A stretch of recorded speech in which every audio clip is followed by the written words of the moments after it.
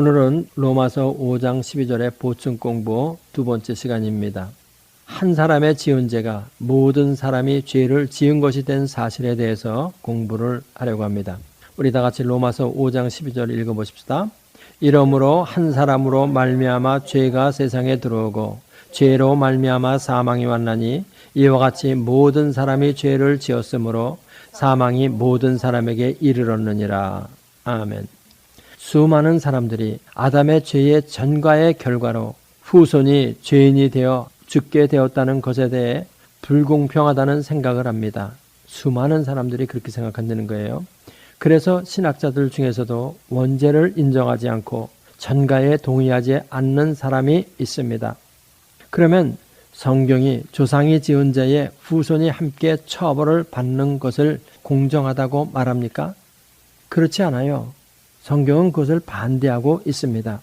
신명기 24장 16절 읽어보십시다. 아비는 그 자식들을 인하여 죽임을 당치 않을 것이요 자식들은 그 아비를 인하여 죽임을 당치 않을 것이라. 각 사람은 자기 죄에 죽임을 당할 것이니라. 아비의 죄로 인하여 자식이 죽임을 당치 않을 것이며 자식들은 그 아비를 인하여 죽임을 당치 않을 것이라. 각 사람은 자기 죄에 죽임을 당할 것이니라. 이것은 굉장히 중요한 성경적 명제입니다. 이것이 사실이라면 아담의 죄로 인해 후손이 처벌을 받은 것은 무엇 때문에요? 아담이 최초로 지은 원죄는 후손에게 전가되었지만 아담의 후손들 각자가 지은 자범죄는 그 후손들에게 전가되지 않는다는 말입니다. 만약 조상이 지은 자범죄가 다 후손에게 전가되었다면 우리는 정말 큰일 날 거예요. 모든 사람 각자가 지은 자범죄는 전가되지 않으면서 아담이 지은 최초의 원죄는 전가되었다고 하는 점에서 우리는 아담이 지은 원죄와 우리가 지은 자범죄는 그 품격과 죄질이 다르다는 것을 인정하게 되죠. 같은 죄이지만 원죄와 자범죄는 그 죄의 품격과 죄질이 다르다. 우리는 여기서 어쩔 수 없이 신학적인 설명이 필요하게 되는 겁니다. 우리가 제일 먼저 생각하게 되는 것은 성경의 대전제가 되는 안에서라는 말이에요. 아담 안에서 죄인이 되고 예수님 안에서 의인이 되는 것입니다. 아담의 후손은 모두가 아담 안에서 죄인이 되었기 때문에 아담 안에서 아담이 지은 죄에 참여하게 되었어요. 이 안에서 이 말은 무슨 말이냐? 아담이 죄를 지을 때에 모두 우리는 아담 안에 있었다는 말입니다. 하나님께서 인류와 딜을 하실 때 각 개인을 상대로 하여 딜을 하신 것이 아니고 대표를 세우시고 그 대표와 딜을 하셨습니다. 모든 사람을 그 대표 안에 있도록 하신 것입니다. 저는 이것을 참으로 하나님다운 지혜라고 믿습니다. 왜 그러냐? 하나님께서 실제로 각 개인과 딜을 하신다고 하면 하나님은 정말 눈코 뜰 새 없이 바쁘셨을 거예요. 이 안에서라는 말은 다른 말로는 연합이라는 말로 표현합니다. 이 연합은 성경신학 전개의 기본 전제가 되는 사상입니다. 이 연합은 예수님이 말씀하신 거예요. 사도 바울이 처음 말한 거 아닙니다. 예수님의 연합에 대한 사상을 말씀하신 거 기억나요? 포도나무의 비유가 있죠. 요한복음 15장 5절 읽어보십시다. 나는 포도나무요 너희는 가지니 저가 내 안에 내가 저 안에 있으면 이 사람은 과실을 많이 맺나니 나를 떠나서는 너희가 아무것도 할 수 없음이라. 이것이 예수님의 연합에 대한 사상입니다. 예수님과 신자들의 연합.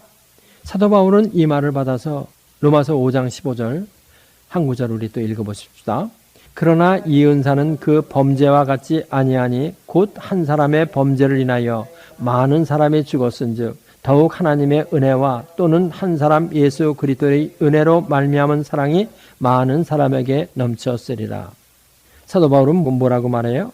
아담 안에서 죽고 예수님 안에서 살았다 이렇게 얘기하는 거예요. 안에서. 우리는 여기서 연합의 성질이 무엇인가를 알아야 할 필요가 있습니다.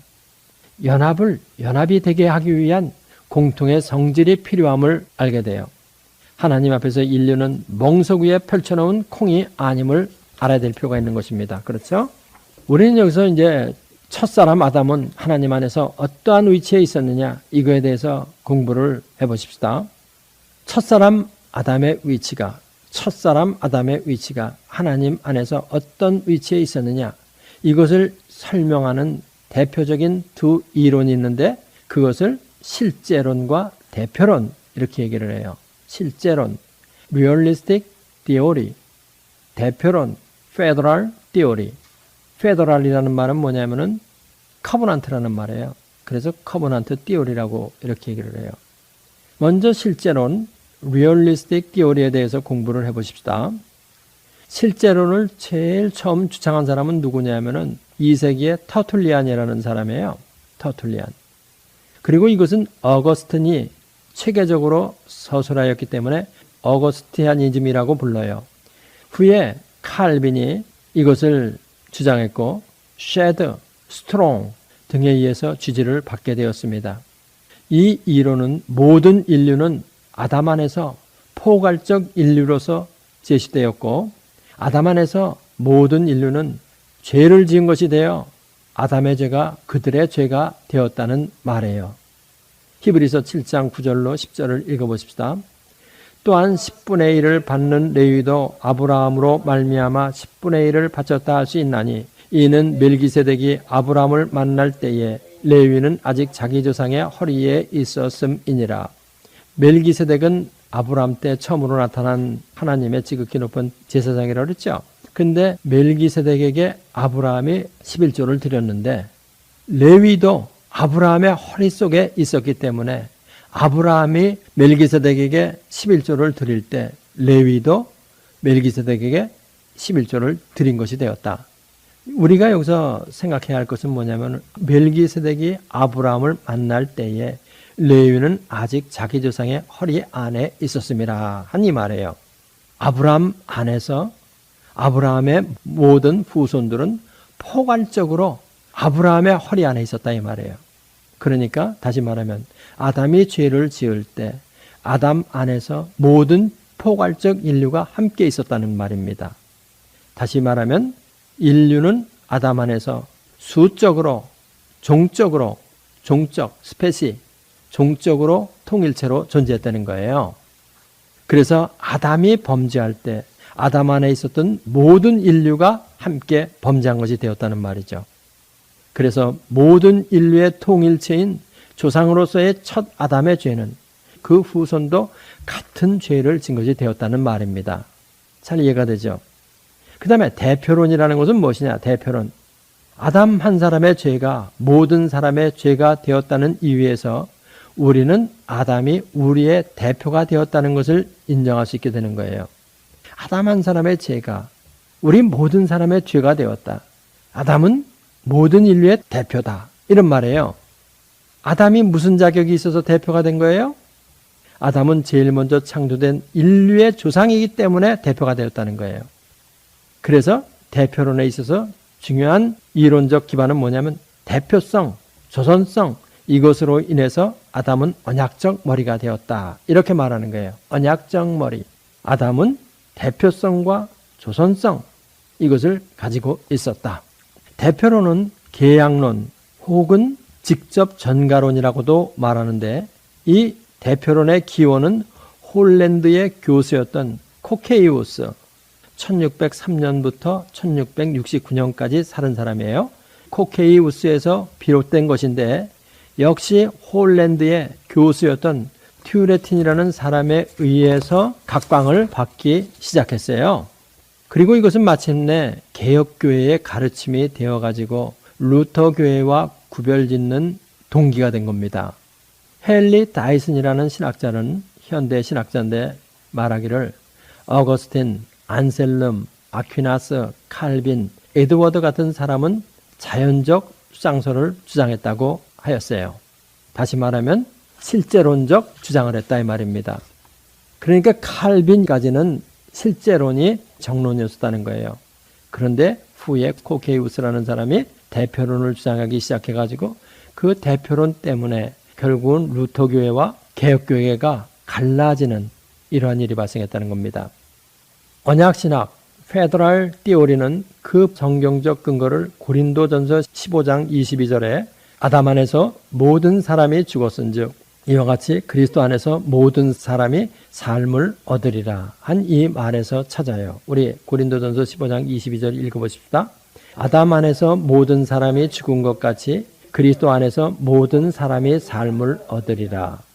언약신학은 아담은 인류의 자연적 시조로서 모든 인간을 대표하여 선악과에 대한 명령에 순종을 하면 영생을, 순종을 하면 영생을, 불순종을 하면 사망의 형벌을 받을 것이라는 하나님과 행위 언약관계에 들어갔다고 말하는 거예요.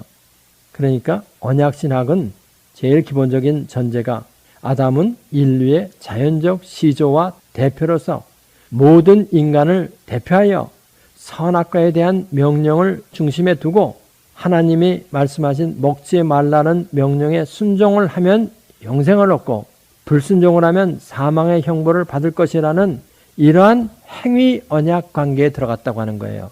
바로 이것을 행위 언약이라고 그런단 말이에요. 만약 첫사람 아담이 순종했더라면 아담 안에서 그의 후손 모두는 영생을 얻게 되었을 것이나 아담의 불순종으로 인해 온 인류는 아담 안에서 사망의 저주에 참여하게 되었다고 말하는 겁니다. 언약신학에 의하면 모든 인류는 두 아담으로 요약됩니다. 첫 번째 아담은 행위 언약하에서 모든 인류의 언약적 머리가 되었다는 거예요. 두 번째 아담은 은혜 언약 아래에서 신자들의 언약적 머리가 되었다는 거예요. 첫 번째 아담은 행위 언약의 머리가 되었고 두 번째 아담은 은혜 언약적 머리가 되었다. 이렇게 주장하는 겁니다. 이와 같은 언약적 관계에 의해서 아담의 죄는 법적으로 효력 있는 우리의 죄가 되었다는 거예요. 또 둘째 아담의 의는 법적으로 효력 있는 우리의 의가 되었다는 말입니다. 아담이 인류의 대표로서 하나님과 갖는 언약적 관계는 죄책의 전가와 법적 처벌의 바탕이 되는 거예요. 하나님은 두 번째 아담 안에서 그의 대리적 순종에 대한 믿음의 상으로 믿는 자들은 구원을 약속받는다는 겁니다. 이것이 언약신학의 대강 골자예요. 두 이론에 대한 요약을 간단하게 하면 이 두 이론은 각기 약점이 있어요. 뭐 같아요? 실제로는 약점은 뭐냐면 왜 아담의 원죄만 전가되고 자범죄는 전가되지 않는가 하는 것을 설명하기가 어려워요. 언약 이론의 약점은 행위에 의해 영생을 약속할 수 있느냐 하는 문제와 이 이론은 필연적으로 타락 후 선택서를 취하게 되는 거예요. 이 두 신학의 기본적 구조적 문제에 대한 더 깊은 공부는 나중에 기회가 있으면 하기로 하고 제가 오늘 이야기하고 싶은 것은 무엇이냐면은 열린 마음으로 성경을 공부하고 싶은 사람은 자기가 끼고 있는 안경을 벗고 남을 보라는 거예요. 그렇지 않으면 내 창문에 뚫어진 틈으로 남의 창에 뚫어진 틈을 보고 흉을 보는 것과 같아요. 인간의 이론은 약점이 있다. 그것은 신학이지 신앙은 아니라는 거예요. 그것은 신학이지 성경은 아니라는 거예요. 성경에 최대한으로 근접하게 설명을 해보고자 하는 시도지 그 자체가 성경은 아니기 때문에 자기 이론만 옳다고 주장하지 말고 남의 이론도 열린 마음으로 수용할 수 있는 이러한 마음을 가지고 봐야 한다고 나는 주장하는 사람이에요. 다음 영생과 불사성에 대해서 영생과 불사성 이거는 내가 많이 설명한 거지만 100번 말해도 부족함이 없다고 생각해서 또 말하려고 그래요. 영생과 불사성을 확실하게 이해를 해야 합니다. 그렇지 않으면 모든 신학적 전개가 다 불투명해져요. 이것을 분명히 이해해야만 해요. 예수님께서도 이것을 분명하게 구분을 하시죠. 내 살을 먹고 내 피를 마시는 자는 영생을 가졌고 마지막 날에 그를 살리리라. 이렇게 말씀하시는 거예요. 내 살을 먹고 내 피를 마시는 자는 이 세상에서 벌써 영생을 가졌다는 겁니다. 그렇지만 불사성의 회복, 그것은 마지막 날에 주겠다는 얘기예요. 영생과 불사성은 이렇게 구별을 해야 하는 거예요. 영생을 가진 사람은 불사성을 가지고 있지만 불사성을 가지고 있다고 해서 영생을 가진 것은 아니에요. 그렇죠? 그 분명한 증거가 뭐냐? 첫사람 아담은 불사성을 가졌지만 영생은 가지지 못했어요. 그렇죠?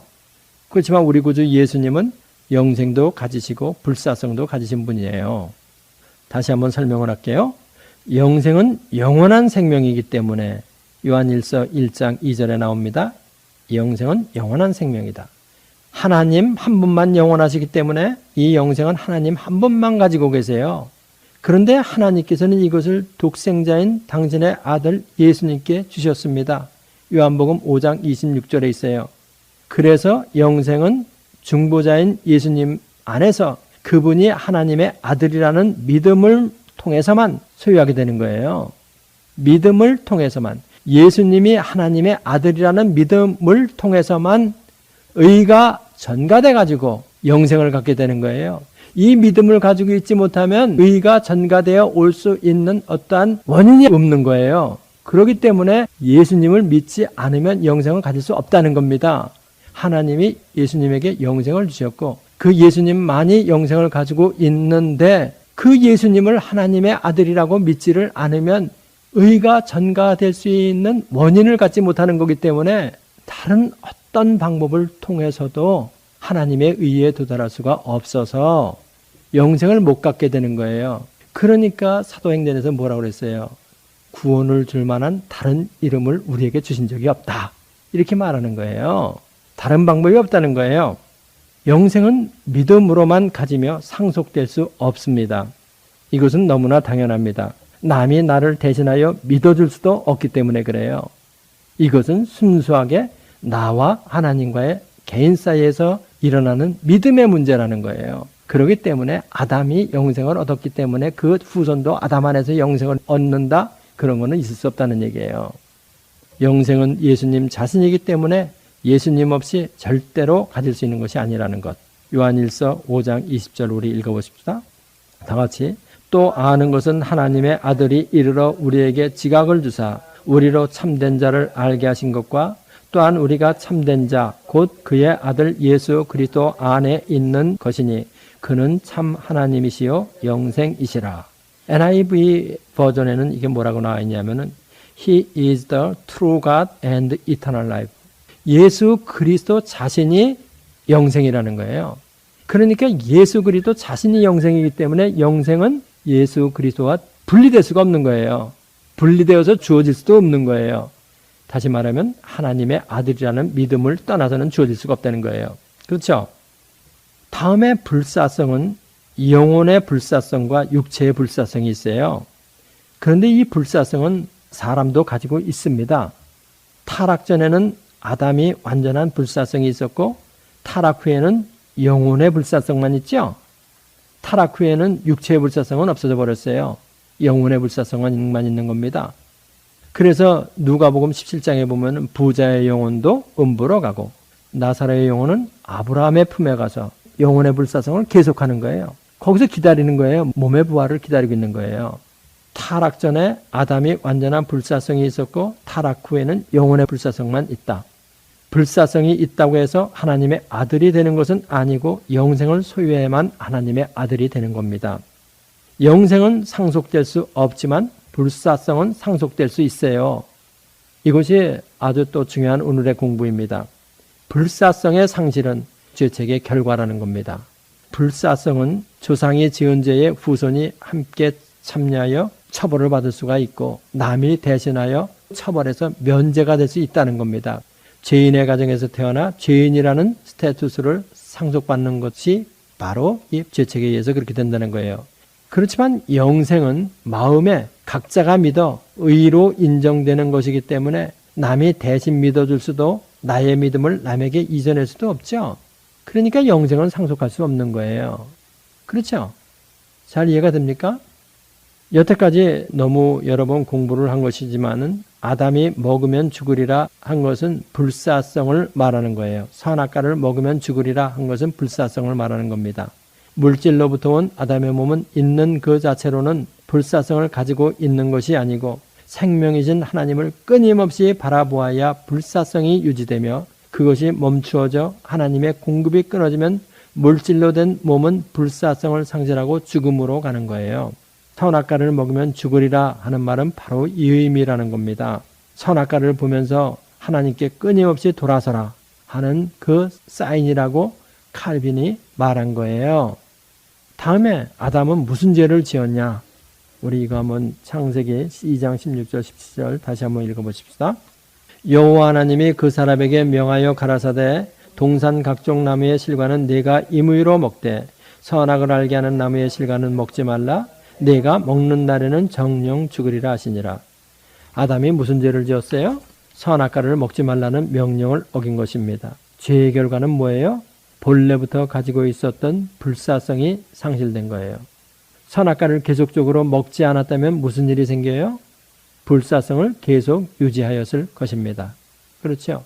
선악과를 계속적으로 먹지 않았다면 무슨 일이 생깁니까?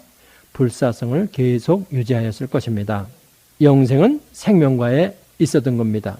아담은 끊임없이 하나님의 말씀을 순종함으로 불사성이 유지될 수 있었던 거예요. 먹으면 죽으리라는 이것은 율법을 지키면 그 의로 살리라는 말과 같은 의미의 말이 돼요. 그렇죠? 타락하기 전에는 죽음이 없었으니까 먹지 말라, 먹으면 죽으리라 이렇게 말할 수밖에 없지만은 죽음이 오고 난 다음에는 명령에 순종하라, 그러면 살리라 이렇게 말하게 되는 거예요.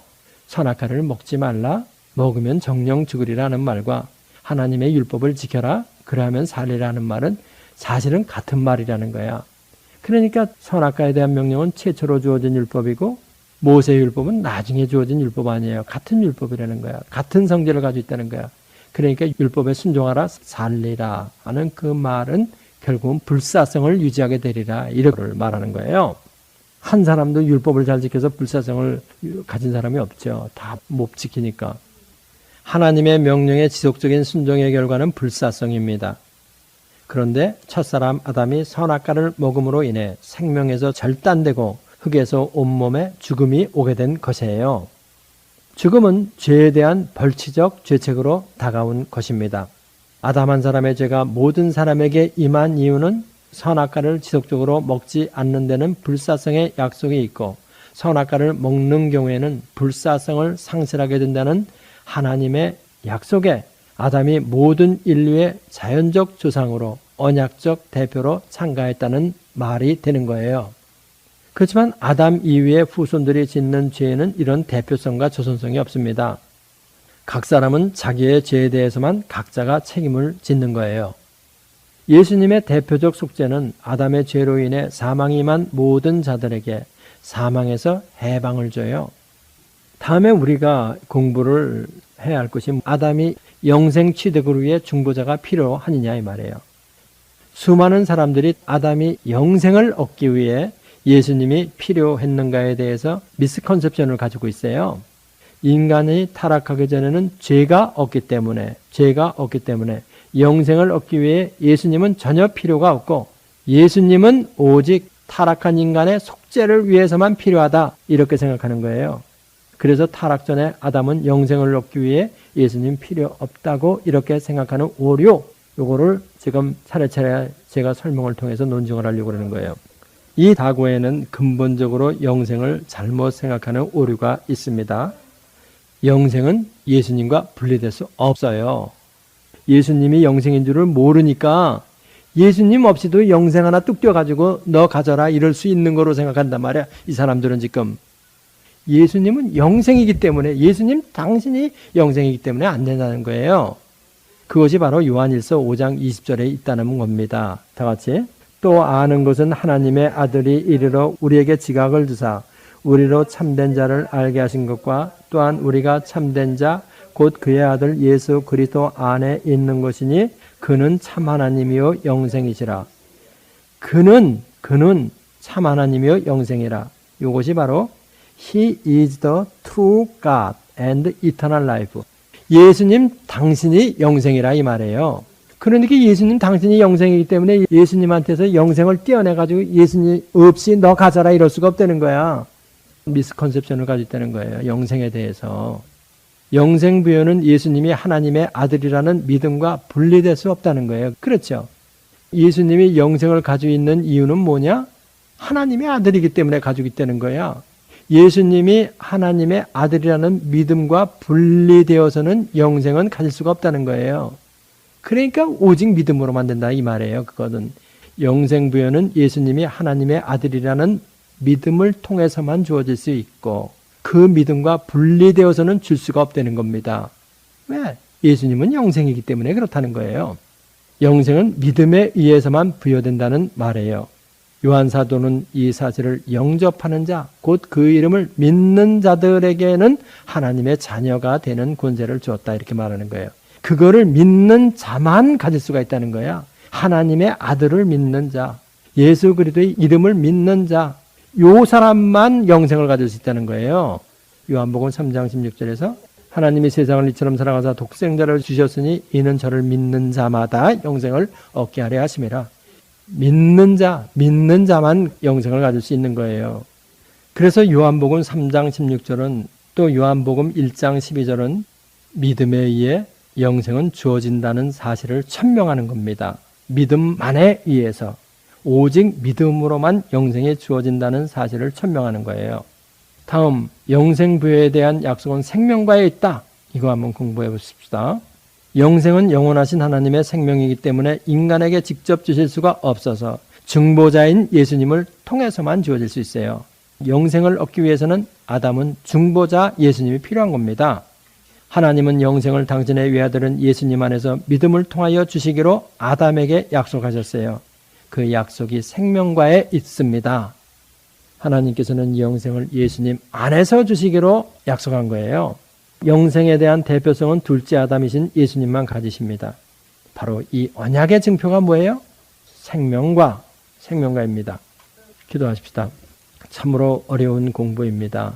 우리 하나님의 성령께서 지혜의 빛을 우리에게 주시기 전에는 참으로 이해하기 어려운 공부입니다. 성령으로 충만 후에 충만함으로 역사해 주셔서 오늘 공부한 것 잘 이해할 수 있도록 듣는 모든 사람들에게 역사하여 주옵소서. 예수님의 이름으로 기도합나이다. 아멘. 이 성경 공부를 하신 분은 곧바로 라이크 버튼을 눌러주세요. 여러분의 수고가 하나님 나라 확장에 큰 도움이 됩니다.